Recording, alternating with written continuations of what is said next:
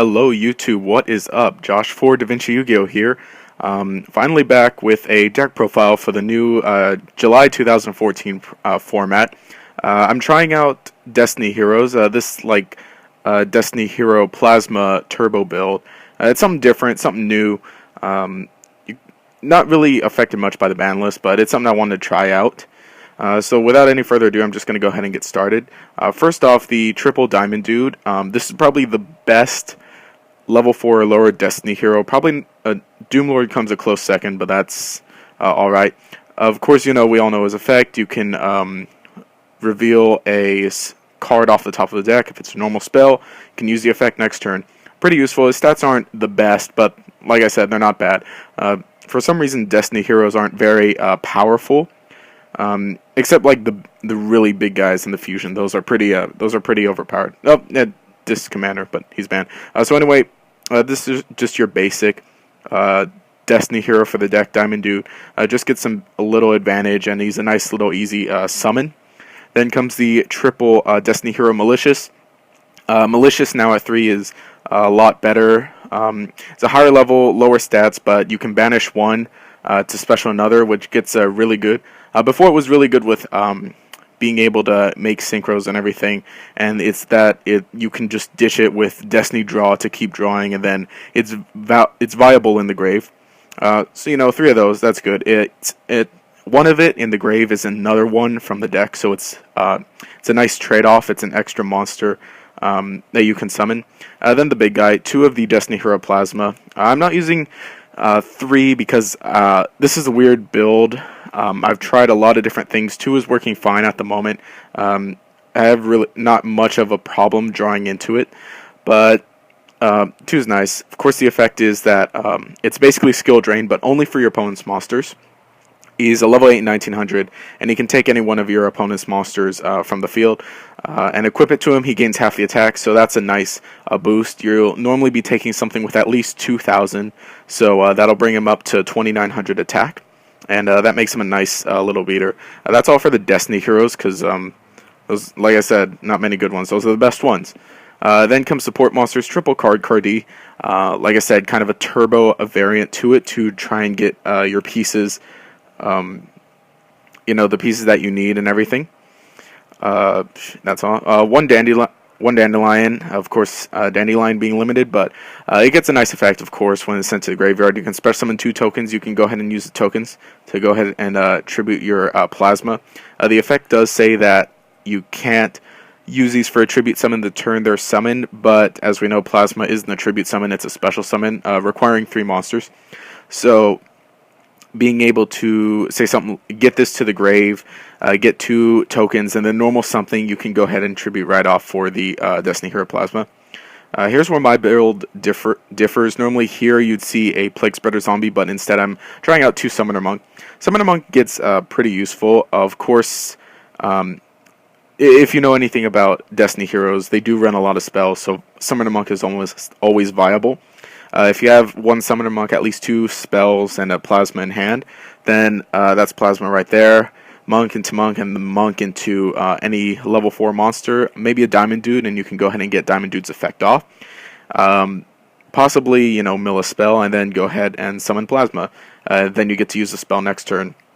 Also, what helps, I found, is using Summoner Monk and then going into, say something like going into the Diamond Dude, getting Diamond Dude's effect off, and then going into Lavalval Chain and using Lavalval Chain to go ahead and stack your plasma. Interesting. Something different. Then I'm using 2 of the Mecha Phantom Beast Tether Wolves. The effect is that when it's normal summon, you can go ahead and special summon a Mecha Phantom Beast token. So it's essentially 2 monsters.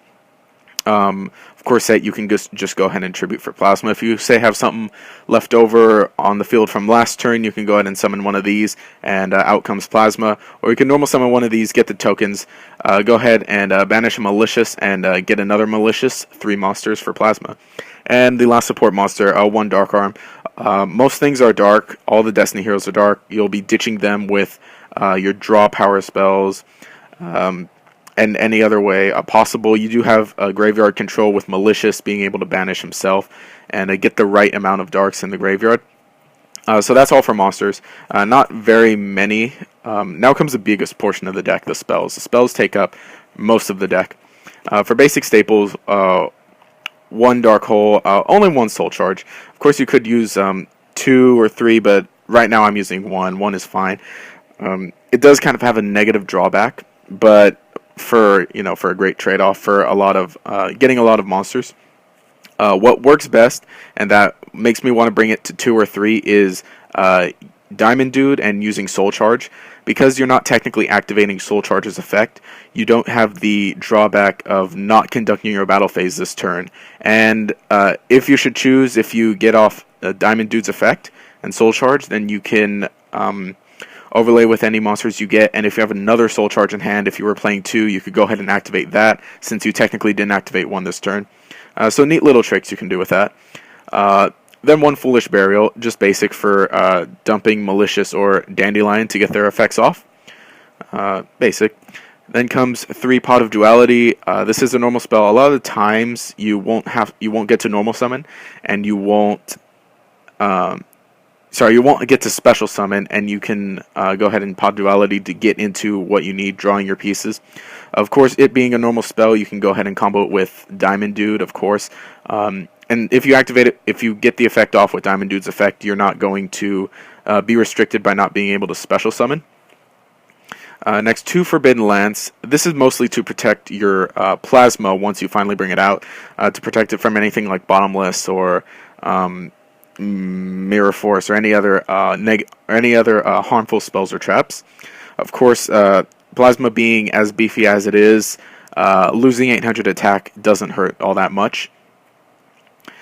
Then comes 3 Upstart Goblins. 1,000 life points doesn't matter too much when you're trying to bring out a big walking skill drain that can take your opponent's monsters. Being a normal spell, it does work with Diamond Dude and of course Summoner Monk. So just more draw power. 1 Allure of Darkness. There are a lot of darks. Some you wouldn't mind banishing. The Summoner Monk, maybe a Diamond Dude or a Malicious, if it means getting your key cards. Next up, 2 Reinforcement of the Army. Now that this card is finally at 2, I figured why not build a hero deck, and it was either Heroics or this, and I figured why not, why not Destiny Heroes. Losing Stratos, this is just another way to get Diamond Dude, although sadly Stratos was able to get a lot more. At least you have more ways to search out your Diamond Dude. Thin out your deck. I figure why not. Of course, it being a normal spell, if it ever becomes dead, Summoner Monk makes it not as dead. Then the specific draw power for this deck, 3 Destiny draws. Of course, discard 1 Destiny hero and draw 2 cards. That's a fantastic card, being able to combo it off with Malicious or Diamond Dude, or even being able to Reinforcement of the Army for a Diamond Dude and then ditching it with a Destiny draw, ditching Malicious and setting up for later. And then the last spell of the deck, most important, that we finally have triple Scapegoat.